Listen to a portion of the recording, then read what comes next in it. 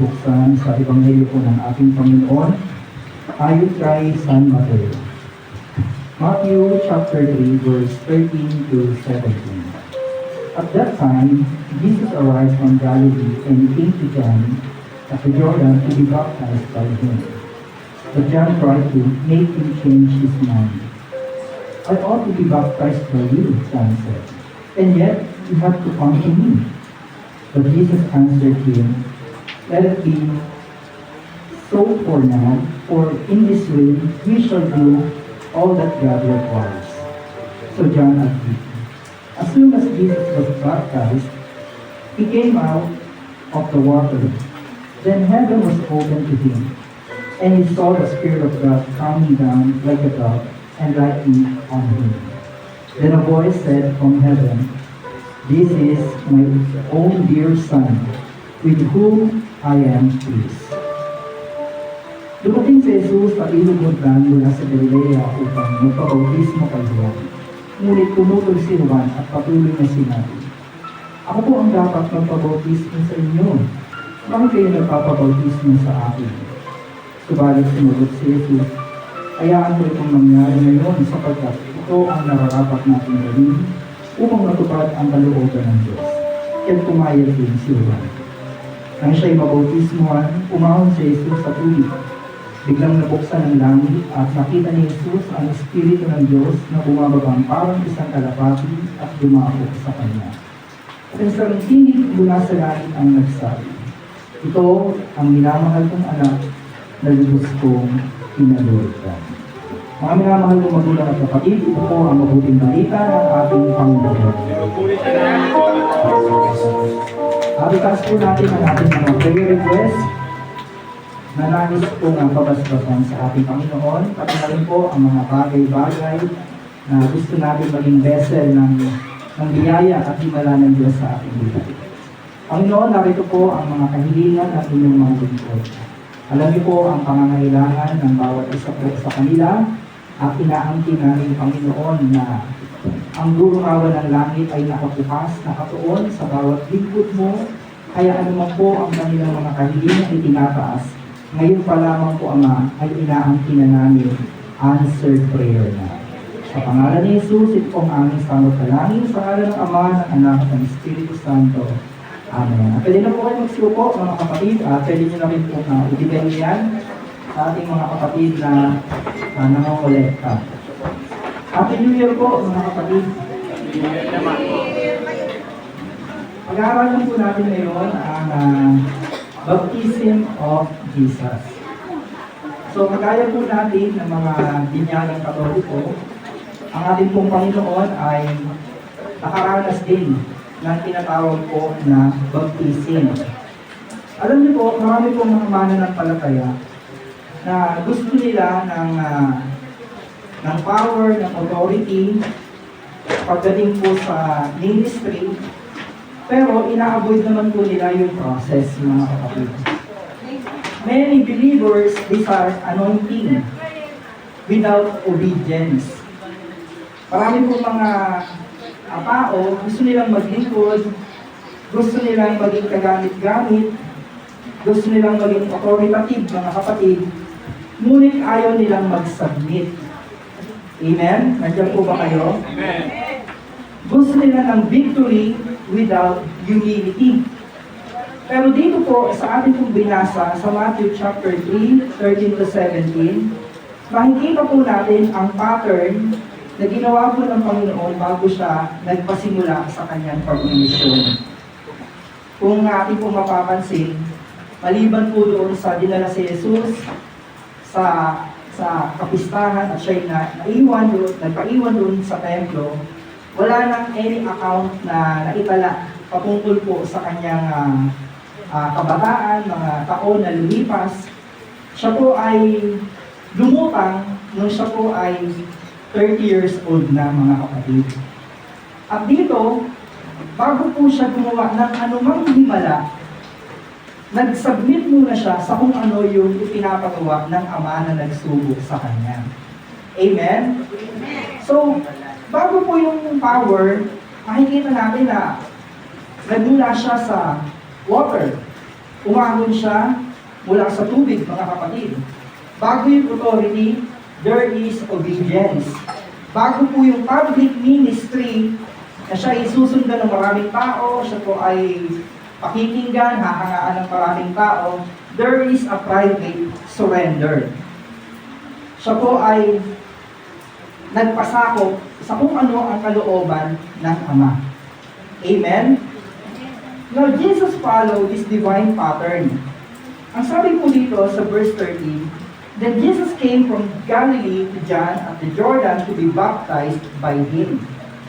So, ang isa pong sinless na tagapagligtas ay lumapit kay Juan na nagbabautismo. Alam niyo po, ang pagbabautismo, it is a form of cleansing. Ito po ay paglilinis.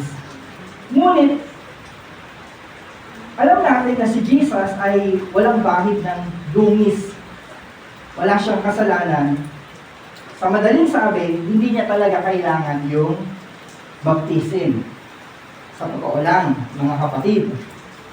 Pero, naglakbay siya ng milya-milyang layo para lang makapunta sa Jordan River, mga kapatid, at magpabautismo kay Juan. Kaya, even John, ay na-surprise na, bakit kayo ang magpapabautismo sa akin? Dapat nga, ako pa ang bautismuhan ninyo. Yung baptizer, nagulat siya na yung Messiah, yung ipinoproclaim niya na susunod na mas dakila kaysa sa akin, ay nanginuhod at nagpapasubmit sa kanyang baptismal authority or baptismal office, mga kapatid. So Jesus traveled many miles just to be baptized. Hindi niya kailangan yung baptism na yun kasi hindi niya naman kailangan magsisi. Wala siyang kasalanan dapat pagsisihan. Tama po? Baptism was not for Jesus cleansing, mga kapatid. It is for His identification. Amen? Hindi yun para sa paglilinis ng kanyang kasalanan kasi wala siyang kasalanan. It is a form of identification. Amen?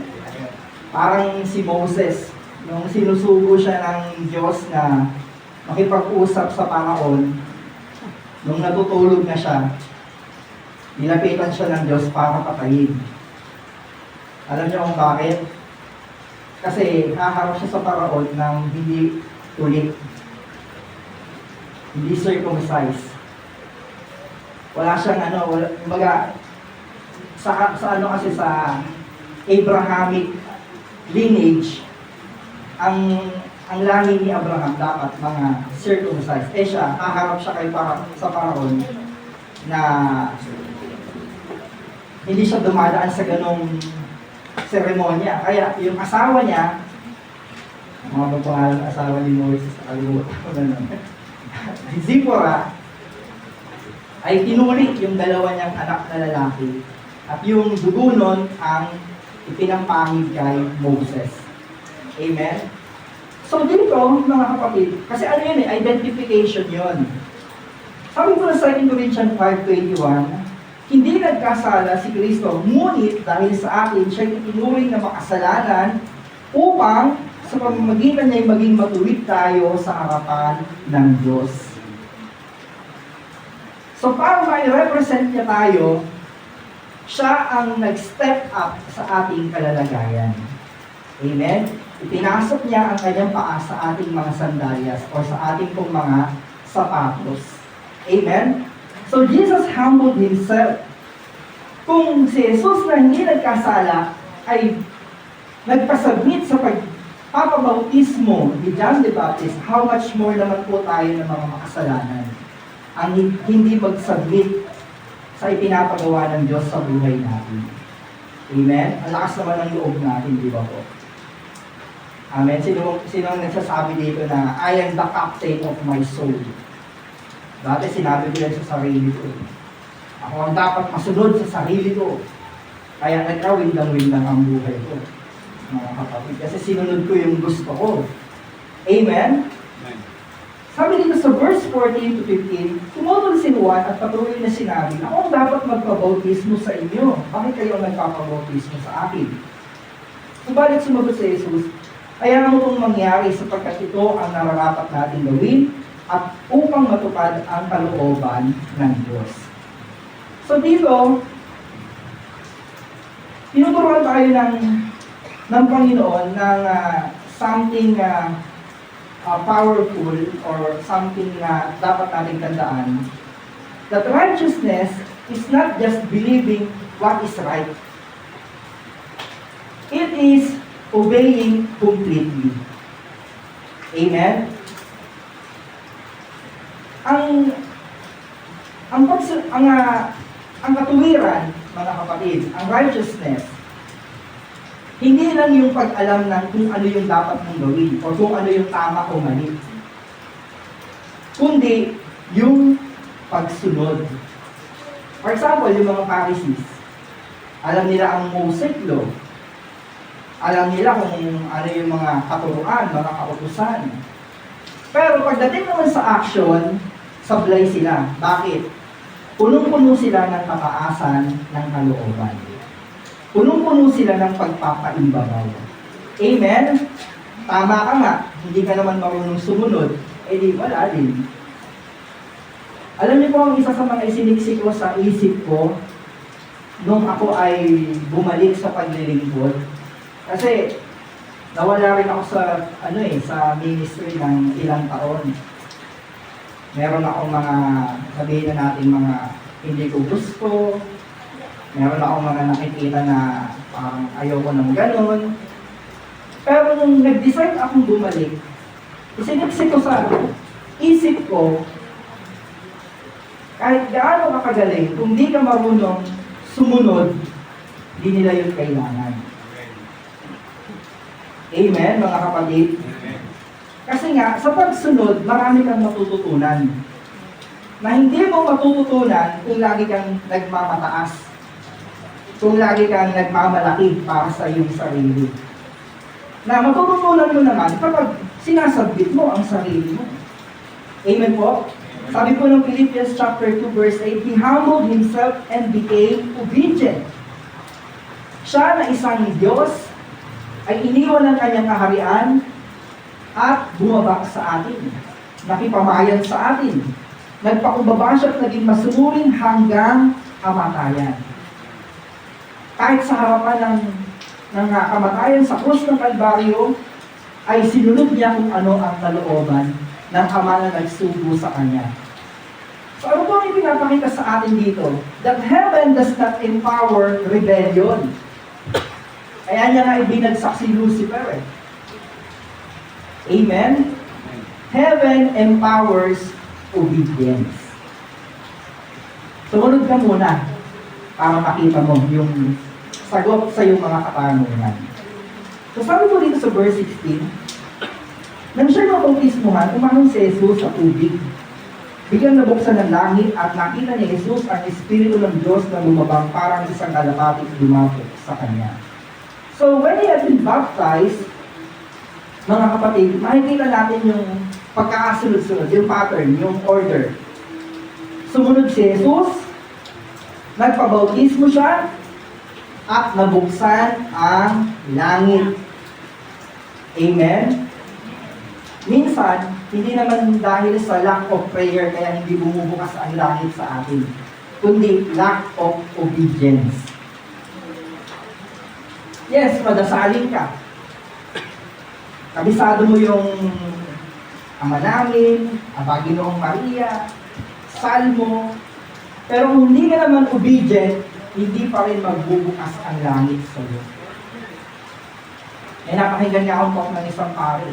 May narinig siyang panalangin, Aba Ginoong Maria, sabi niya, mas mabilis ka pa kay Glock 9 na. Glock 9 yung rapper. Kasi, yung ano niya, yung pag-pray niya, hindi naman talaga prayer. Parang ano lang recitation. Wala na sa puso, mga kapatid. So, sabi mo Isaiah 64 verse 1, Oh, that you would rend the heavens and come down. Bakit hindi bubuksan ng langit at bumaba sa mundong ibabaw upang ang mga bundok ay manginig sa takot sa iyong harapan. Alam nyo yung hamon ni Isaiah? Pinatulan ng Diyos. Bumaba nga siya. Bumaba siya sa lupa at hindi lang siya basta bumaba, nakipamayan pa sa akin. Amen, mga kapatid? So sabi po dito, sa verse 16, nabuksan ang langit at nakita ni Jesus ang Espiritu ng Diyos na bumaba na parang isang kalapatid lumapot sa kanya. Nakita niya, yung Spirit of God descended upon Him. Amen? Yung moment na yon, ang nag-highlight na siya ay anointed, siya ay ini-empowered, mga kapatid, at pwede niya lang pasimulan, i-launch yung kanya pong public ministry. Alam niyo po, hindi natin dapat binabalwala ang ministry ng Holy Spirit sa buhay natin. Kasi maraming mga tao, akala nila, porket meron silang managerial position, nung sila'y nasa pagtatrabaho pa, akala nila ganun lang mag-manage ng gawain. Kaya yung iba, gusto nila manduhan lahat. Meron naman, porket magaling sa public speaking, nung siya ay nagbebenta pa ng mga ganito, ganyan, akala niya, ganun lang kadali din mag-preach. Meron naman, dahil marunong siyang kumanta, medyo may boses siya, akala niya, madali lang mag-fire. Pero alam niyo po, lahat ng ginagawa natin sa gawain na ito, may kinalaman po ang Holy Spirit. Amen. Kaya hindi po siya dapat baliwalain. Amen. Acts 10:38, kilala niyo si Jesus na taga Nazaret at alam din ninyo kung paano pinili siya ng Diyos at kung paano pinuspos ng Espiritu Santo at ng kapangyarihan. Alam din niyo na saan man siya magpunta, gumagawa siya ng kabutihan sa mga tao at nagpapagaling sa lahat ng pinapahirapan ng diablo sapagkat kasama niya ang Diyos. So God anointed Jesus. Amen? Tandaan niyo po, nagkatawang tao siya. Kung wala ang hudyat ng Ama, kung wala ang empowerment ng Holy Spirit, mga kapatid, hindi niya magagampanan completely kung ano yung ipinapagawa ng Ama na nagsubo sa Kanya. Kasi, He was fully surrendered sa kung ano yung gusto ng Diyos na mangyari. Amen? So, hindi po siya gumagawa ng anuman na wala po ang basbas ng Espiritu Santo sa Kanya. Lahat ng kanyang ginagawa, naka-report sa Ama. Amen? Parang sa atin din po, huwag kayong gagawa ng kahit anuman na hindi alam sa taas. Para hindi tayo nagkakaroon ng problema. Kahit pa nga, maganda yung ating hangarin. Kung hindi alam ng nasa higher ups, o nasa matataas keso sa atin, magkakaproblema tayo. Pag minsan may nagpaabot na kulang-kulang yung detalye. Amen po? So, salvation gives identity, but the Spirit or the Holy Spirit gives us power for mission, mga kapatid. Huwag natin i-disregard ang ministry ng Holy Spirit sa ating pong buhay. Now, sabi po dito sa verse 7, then a voice said from heaven, "This is my own dear Son, with whom I am well pleased." So, bakit po importante yung pag-acknowledge ng Ama sa Kanya? Bakit po? Kasi pagdating po ng next chapter, unang verse pa lang, sabi dito, then the Spirit led Jesus into the desert to be tempted by the devil. Dinala siya ng Espiritu sa ilang at doon siya ay tinukso ng diablo. Bakit kailangan po na alam natin yung calling natin, mga kapatid? Para po, pag nandoon na tayo sa place na tayo ay nakakaranas na ng mga temptation, pagsubok, mga challenges sa paglilingkod, hindi ka malilito kung tinawag ka ba talaga. Kasi yung iba nalilito eh. Parang ano ba itong napasok? Parang nabigla yata ako. Si Jesus, alam niya. Kasi narinig niya. Nakita niya, kinonfirm sa kanya mismo ng kanyang ama na ito ang minamahal kong anak na lubos kong pinagulungan.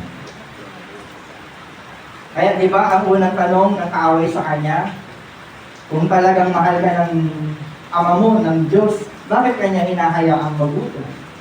Kasi gusto niya yung kaaway, magkaroon siya ng confusion.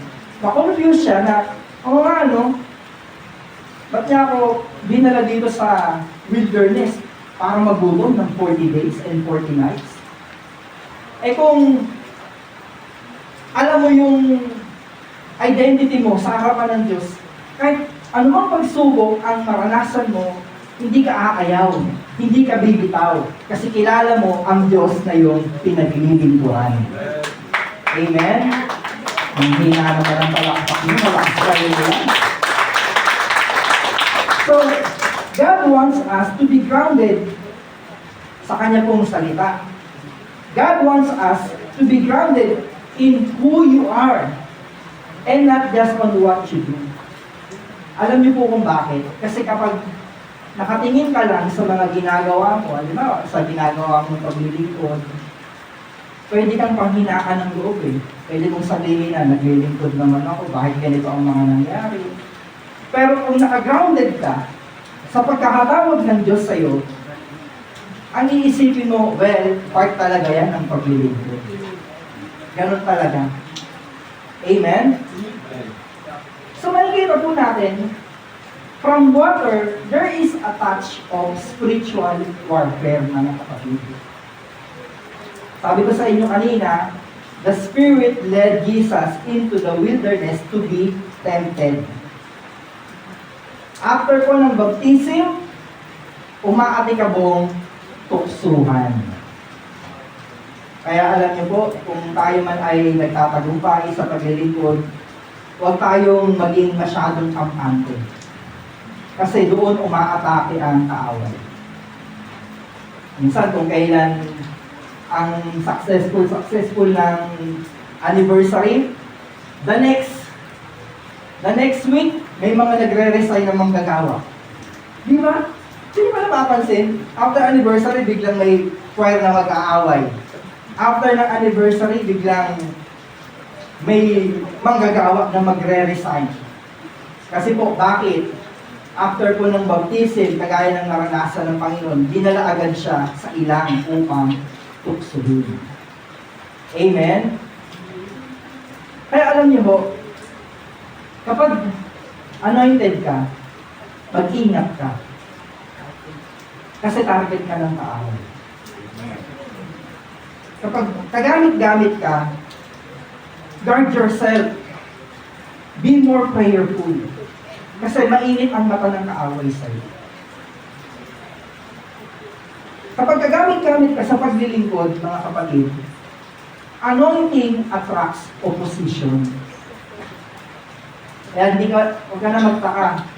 Sa kabila ng magaganda mong hangarin para sa iyong mga kapatiran, sa kabila ng pagsisipag mo para sa gawain, para lumago, meron ka pa rin mga maririnig na mga taong umaatake at nagbabackstab sa iyo. Maraming paninira ang ibabato sa iyo ng kaaway. But remember, eto, tandaan nyo, remember, yung identity na binabanggit ko kanina, identity defeats temptation. Pag kilala mo kung sino ang tumawag sa iyo, hindi ka malilito kung bakit ka nandito. Amen. Pag kilala mo ang Diyos na pinaglilingkuran mo, hindi ka aayaw, hindi ka titigil, hindi ka susuko, dahil kilala mo ang Diyos na tumawag sa iyo sa gawain nito. Amen? Tingnan niyo ang atake ng kaaway. If you are the Son of the living God, kung ikaw ang anak ng Diyos. Pero, bago pa yan itanong ng kaaway, alam na ni Jesus. Kinonfirm na nga eh. ito ang minamahal kong anak. Kaya alam niyo po, ang susi sa victory ay kapag alam mo kung ano ang iyong identity. Amen? Sa paglilingkod, mga kapatid, victory flows from identity, not from insecurity. Alam niyo ba, ang nakakalungkot, may mga naglilingkod kuno dahil nainggit lang sila.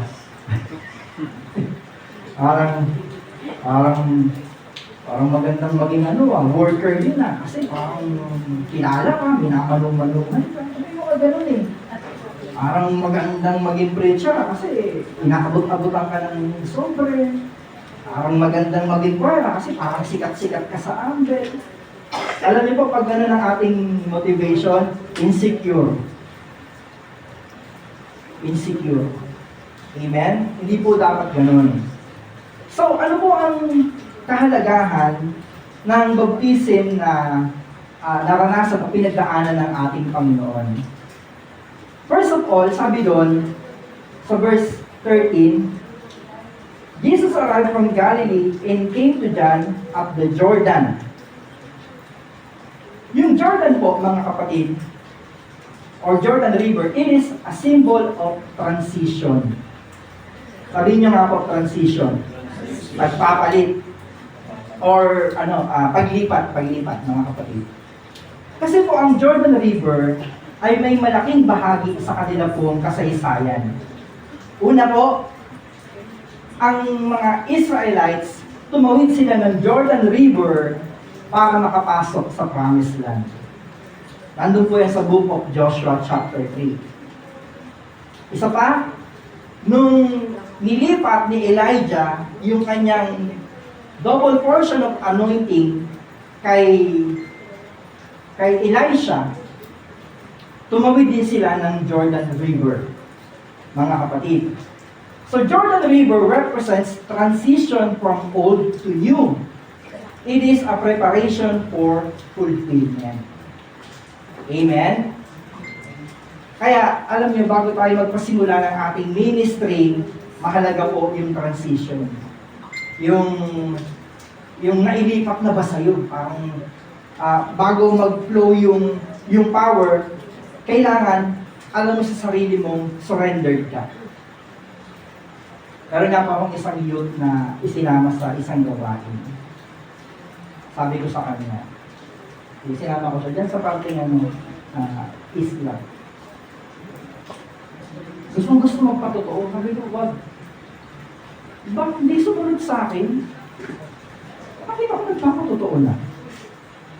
Tapos pag may mga anniversary, nagugulat ako, biglang nandun siya sumusunod.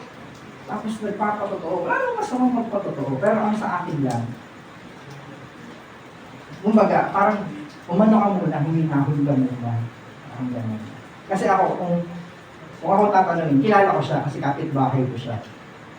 Dahil nakikitaan ko siya ng parang sigasig, sinasama-sama ko siya sa mga youth activity. Pero hindi para tumayo sa harap ng mga tao. Kasi nga, alam ko hindi pa tamang panahon. Matigas ang ulo eh. Nakatuwaan naman siya. Nung merong parang bagong attendant, sa kanya pina-pray over. Tapos yung pray over niya, nagpas 5 minutes, sabi nila, pray over to Parang healing na yung ginawa. Tapos, nagpatotoo siya, hindi napatotoo, parang nag-preach na. Tapos, kinausap ko, sabi ko, ikaw, sabi ko sa'yo, huwag ka munang tumayo. Nagulat na lang ako, nandiyan ka na. Sabi ko, doon pa lang, sablay ka na, parang gano'n. Tapos, nagpapatotoo ka, ginamit mo pa yung pangalan ko, sinabi mo pa na, ganito, ganyan, yun, ako ni Brother Mark. Sabi ko, wala naman gano'n eh. Tapos, di pa tayo nakakalayo. Nagsisindi ka na ng sigarilyo. Sabi ko, gano'n. Sabi ko, huwag ka munang tumayo kasi alam mo sa sarili mo, hindi ka pa talaga nakakalaya sa ganyang Sabi ko, Paano pag nakita tayo ng ibang mga manggagawa doon, tsaka ng mga youth? Baka sabihin, tinutolerate pa kita. Amen? Kaya, mahalaga po yung pagsunod. Obedience muna. Bago ka sumagupa sa ministry. Amen? Kasi hindi mo alam kung ano yung kakaharapin mo kapag nandoon ka na. Amen? So, another thing, Jesus' baptism is a symbol of identification. Sabi po ng Isaiah 53 verse 2, kalooban ni Yahweh na matulad sa isang halaman ang kanyang lingkod na parang ugat na natanim sa tuyong lupa. Walang katangian o kagandahang makatawag pansin, walang taglay na pang-akit para siya'y lapitan. Tunay niyang inalis niya ang ating mga kahinaan, pinagaling niya ang ating mga karamdaman, subalit pinakala natin iyo'y parusa ng Diyos sa Kanya. So, He was numbered, or He was, ibinilang siya na parang katulad nating makasalanan. Kasi lahat ng mga parusang Kanyang natamo, inakala ng ilan na ito'y kaparusahan ng Diyos sa Kanya. Pero bakit hinayaan ng Panginoon na magmukha siyang katulad natin na makasalanan? He stood where we stand so that we could stand where He is. Tumayo siya sa ating kalalagayan nang sa gayon makatayo tayo sa kalalagayan ni Jesus kapag nabago na ang ating mga buhay. Amen, mga kapatid? Baptism shows Christ standing in our place, mga kapatid. Kagaya ng binanggit ko sa inyo kanina, hindi niya kailangan ng baptism dapat. Pero ginawa niya yon bilang pagsunod sa kalooban ng Ama na nagsugo sa Kanya. So another thing, baptism is a symbol of perfect obedience. Sabi ng Panginoon, gawin natin ito dahil ito ang kalooban ng Amang nagsugo sa akin. Amen? So righteousness means complete obedience to God's will. Sabihin niyo nga po, complete. Kaya kapag sinabing, iwan mo na ang iyong kulasisi, iwan mo na talaga. Alam niyo ba yung kulasisi? Ibig sabihin, talagang totally, tatalikuran mo na ang iyong makamundong pamumuhay. Eh yung iba, hindi na-justify pa talaga. Mga kapatid. Yung iba hindi na ako naninigarilyo. Oo nga, di ka naninigarilyo, nagbe-vape ka naman. Diba? Hindi na ako nang bababae. Di ka na nang bababae, nalalaki ka naman. Ano susunod mong gagawin? Diba? Hindi na ako nangungupit. Oo nga, nagnanakaw ka naman. Diba? Minsan kasi, mga kapatid, dahil sa kagustuhan natin, akala natin magagawa natin ng paraan. No? Pero hindi . Ang baptism kasi, ito yung symbol na gusto mo nang malinis ang iyong pamumuhay. Kaya nga, sabi ni John sa mga Pariseo, ipakita niyo sa pamumuhay ninyo na kayo'y nagsisisi sa inyong mga kasalanan. Mga lahit ng ulupog. Kasi nagpapabaptize lang sila kasi nakikita nila yung mga tao nagka-crowd kay John. Kaya sabi ni John, hindi ganun. Ipakita niyo muna na nagsisisi kayo, kaya kayo nagpapabautismo. Amen po? So ganun din po yun. Many people want the anointing but avoid the process of obedience. Amen? Minsan, tayo, yung talagang gustong-gusto na natin tumayo, gustong-gusto na natin kumanta, gustong-gusto na natin gawin, pero hindi ka makapaghintay. Amen? Kaya alam niyo, kami mga preacher, pag kami ay umalis sa gawain at nag-decide na bumalik ulit, hindi naman automatic makakapagtok ka kagad eh. Hindi Kala nila siguro ganun-ganun lang. May process pa rin. Kakausapin mo yung head. Depende pa sa head yun. Minsan okay na sa head. Yung nakaraang head, hindi pala okay. Maghihintay ka. Hanggang talagang kahabagan ka ng ng langit. Amen? Kaya, minsan yung ginagawa natin, hindi na natin na-appreciate. Diba? Binibigyan ng outreach, pinamimigay.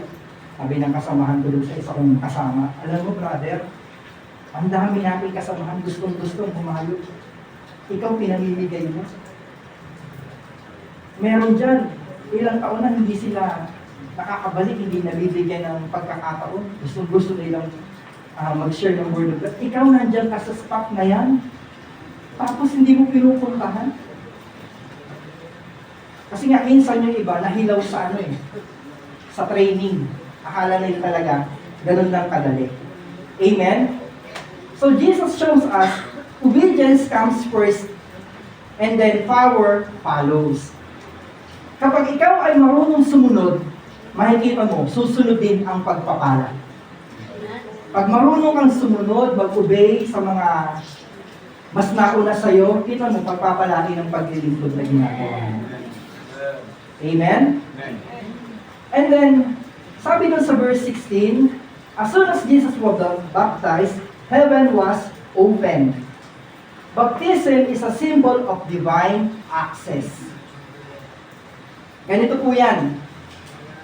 Nung nagkasala po ang ating unang magulang, sa Genesis chapter 3, sumara ang langit. Nagsara ang langit. Dahil nagkasala ang ating mga magulang. Amen? Pero pagdating ni Jesus, nung siya'y nabautismuhan, bumukas uli ang langit. Binibigyan tayo ng pagkakataong makipagkasundo muli sa kanyang Ama. Kaya siya ang ating mediator, siya ang ating tagapamagitan. Hindi tayo makakalapit sa Ama kung hindi dahil kay Jesus. Nagigets niyo po ba mga kapatid? Noong Christmas po, nag-staycation kami sa Azure. Kasi itong nakaraang taon, laging na-hospital yung mga anak ko. Sabi ko sa mga anak ko, huwag naman tayo dito mag-staycation sa hospital. Doon na lang sa totoong staycation, huwag na kayong magkasakit. Kaya umalis kami doon sa dati namin tinitirahan kasi mayroon silang nakikita doon na may gumugulong espiritu, sabi ni Father Lando. Awa ng Diyos, nung lumipat na kami ng bahay, hindi na sila nagkakasakit. Doon talaga sa dati namin tinitirahan, laging may sakit yung dalawa kong anak, alitan lang sila, laging nagkukulpay. Kaya parang na rin namin, relief namin sa aming sarili. Nag-staycation kami noong December 24 to 25 sa Azure, sa isang hotel. Di, Noche Buena yun. Katabi niya kasi SM Bikutan Sabi ko, mag-swimming muna tayo. Tapos, paka-swimming mga 7, punta na tayo ng SM. Doon na tayo mag-Noche Buena. Bili na lang tayo ng ipanghahag na kasi. Bili na. Pagdating namin ng SM Bikutan, kaya pala nagmamadali yung mga sales lady, yung mga tao doon. Kasi magsasara na pala. Magsasara na. Kaya hindi na kami wala yung mga kainan, nagbibigpitan na, sabi ko, Pasko gutom tayo. Kaya ang nangyari tuloy, doon kami kumain sa bumili na lang kami sa Alphamart. Yun, bukas pa yung Alphamart. Ang handa tuloy namin ng Noche Buena, hotdog, tsaka kape. Tsaka biscuit. Kasi wala sarado na yung mga kainan, mga kapatid. Pero alam mo, nung bumukas ang langit muli, dahil sa ating Panginoon, nagkaroon tayo ng pagkakataong makapanumbalik sa Diyos. Amen? So, authority was released, mga kapatid, nung ang langit ay bumukas, nakita po ng ating Panginoon. And then sabi pa po doon, He saw the Spirit of God descended like a dove. Baptism is a symbol of empowerment, mga kapatid. So bakit po tila kalapati yung bumaba na nakita po ng Panginoon? It is a symbol of purity and gentleness. Kagaya ng Panginoon. Napaka-gentle. Pag nangangaral siya, hindi niya itinapaboy ang mga taong makasalanan. Amen po? Pinapagaling niya ang mga taong merong karamdaman. So the Spirit came not to make Jesus divine, but to empower His mission. Anointing follows submission, mga kapatid. And then finally, is the Father's voice. Sabi po doon, "This is my Son, whom I love." Baptism is a symbol of identity and approval. Kaya alam niyo po, naglilingkod tayo dahil inapprove tayo ng Diyos. Hindi tayo naglilingkod para sa approval ng iba. Kasi kung naglilingkod na tayo para sa approval ng iba, edi ang piniplease natin, tao. Amen? Kung naglilingkod tayo para ma-promote, ang nangyayari pala ay performance level. Kung nagbubukas tayo ng mga NPG para mapansin ng head, edi performance level pala ang dating. Kung nag-CLSS tayo dahil gusto natin ma-impress ang head, edi performance level nga. Amen? We work from approval, not for approval. Amen, mga kapatid? Amen. Kasi, tinan niyo po, kung ang pangaral ni Jesus at ni John ay para sa approval ng tao, bakit ang dami nilang mga nakalabang mga religious elite? Kasi, yung mga teaching nila ay nakaka-offend sa mga ginagawa ng mga religious elite, mga kapatid. Amen? Kaya alam niyo po, sa paglilingkod, it is very crucial na alam mo kung ano yung stand mo. It is very crucial na alam mo ang identity at pagkakatawag sa iyo ng Diyos. Amen, mga kapatid? So, dito po, willing po ba tayo na sumunod, magpasakop, magpasailalim sa mga namumuno sa atin? Minsan, sa totoo lang, di mo naman talaga kailangan gawin. Pero, para dumaan ka sa process, ginagawa mo. Amen? Are you ready to surrender your life? Alang-alang sa pagsiserve? Willing ka bang iwan yung mga ginagawa mo hindi kalugod-lugod sa harapan ng Diyos para lang makapaglingkod sa Kanya at magawa yung kagustuhan niya? At higit sa lahat, alam mo ba ang iyong identity bago ka magsimula sa isang assignment? Napakahalaga niyan, mga kapatid. Kaya importante po na ang masunod sa kalooban natin, sa paglilingkod natin, hindi ang ating sarili, kundi ang kalooban ng Diyos na tumawag po sa atin. Tayo po ay magsitayo sa presensya ng Panginoon. Bigyan mo kami, Ama, ng banal na takot, sumunod sa nais mo, Panginoon. Taas po natin ang ating mga kamay at minsan pa, isuko natin ang ating mga sarili.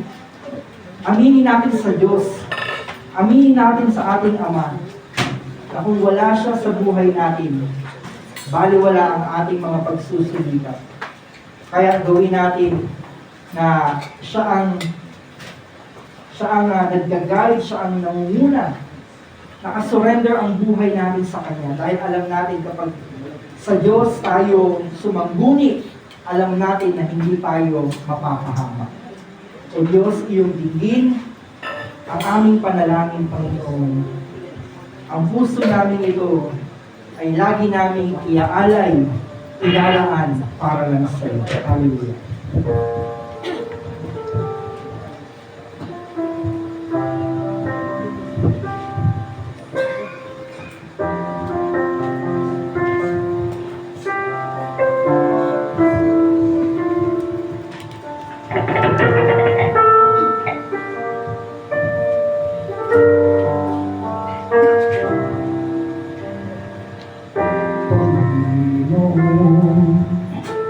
Pinupuri kita, ako'y naririto upang sambahin ka ng pagkailanman.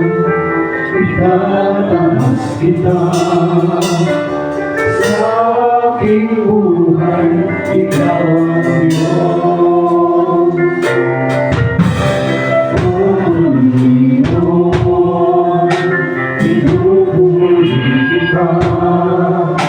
Ako'y naririto upang sambahin. Mapagkailanman, itataas kita. Sa aking buhay, ikaw ang Diyos. Ikaw, sa diyang para sa'yo, lahat sa aking inaalay sa'yo, ang iyong kaluturan siya. Nais ko magkagalakan sa puso mo. Pinupuri ka namin, pinupuri kita. Ako'y narito upang sambahin. Mapagkailanman, itataas kita. Sa aking buhay, ikaw ang Diyos.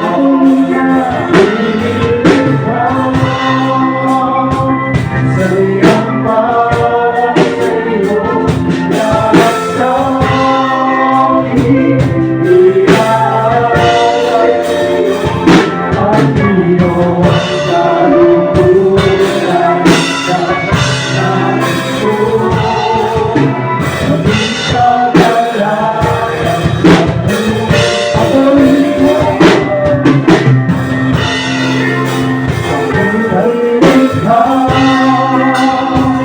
Sa iyong para sa'yo, lahat ng aking inaalay sa'yo, ang iyong kaluturan sa nais ko.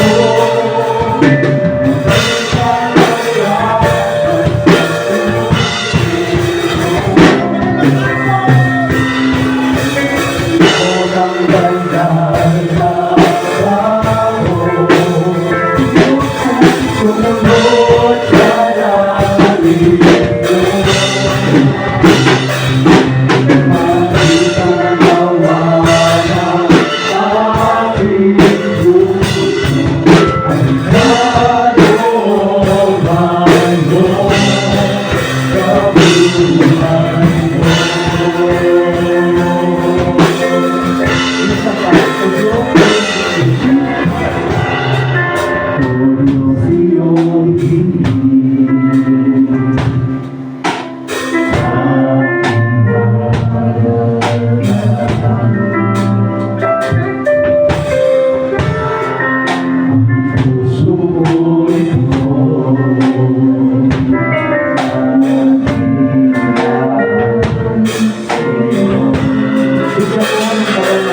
bigyan mo ng banal na ako.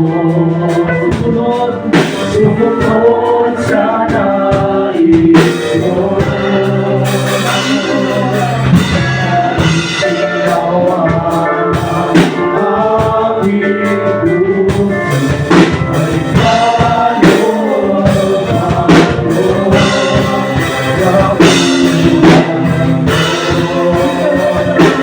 Bigyan mo ng banal na ako. Sumunod sa nais mo. Ginawa ng aking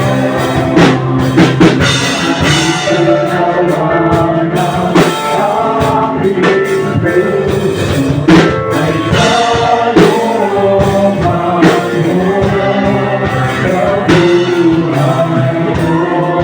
kabuuan mo. Malulunan na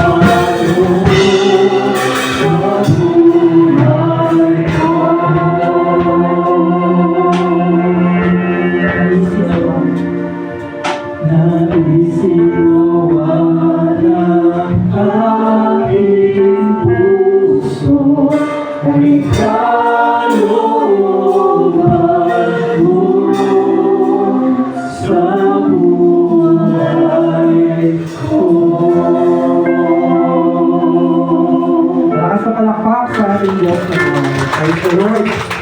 Ang ating pong itaas sa ating mga prayer request, ang ating mga dalangin, ang ating pong mga Bible, mga nais pabasbasan sa ating Panginoon.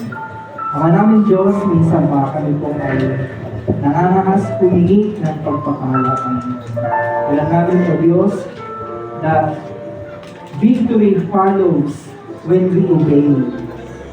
Kapag kami ay marunong sumunod, ang tagumpay, ang blessing, mga pagpapala ay sunod din na darating, Panginoon. Kaya sa taon na ito, dalangin namin na mas bigyan niyo pa kami ng humble heart, Panginoon, na marunong sumunod sa iyong kalooban.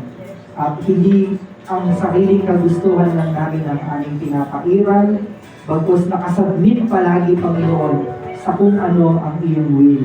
Lord, patuloy niyo pong i-bless ang gawain ito sa Kalupang, ang Jesus the King Prayer Group. I-bless ang lahat ng mga namumuno, simula sa coordinator hanggang sa pinaka mababang posisyon, ay ikaw po, Panginoon, ang siyang mamuna sa kanila. Alam namin, Lord, na promotion comes from you. At hindi kami nagsiserve para lang i-please ang tao, nagsiserve kami kasi gusto ka namin i-please papurihan. Nagsiserve kami, Panginoon, dahil ito ang pagkakatawag mo po sa amin. At dalangin namin, Lord, ano man pong mga makayanang ihandog ng inyong mga lingkod sa gabi ito. Ikaw na Ama ang siyang bahalang magbalik sa kanila ng siksik, liglig at umaapaw na blessing, Panginoon. I-bless mo rin ang inyong mga awit, mga manunugtog, ang mga youth dancers, mga ministers na umaawit sa iyo sa lugar na ito, Panginoon. Pati na po ang mga intercessors sa binangonan, Panginoon. Ilayo sila sa anumang mga palasok ng kaaway. At dalangin namin, Panginoon, na lagi niyo kaming proteksyonan sa lahat ng mga ibinabato ng kaaway sa amin. Alam namin, Panginoon, na kapag nakatayo kami sa aming identity na tinawag mo kami, magtatagumpay kami, Panginoon. Dahil ikaw ang nakaback up sa amin. Lord, salamat po at sa aming pag-uwi, kami po ay inyong ingatan. At ang aming mga mahal sa buhay ay pagpalain rin, maabutan natin silang nasa maayos na kalagayan. At ano po ang aming mga kahilingan sa gabi nito ay alam namin, answered prayer na. Answered prayer na. Sa pangalan ni Jesus, sa ngalan ng Ama na naman sa Espiritu Santo. Amen. So give thanks with a grateful heart.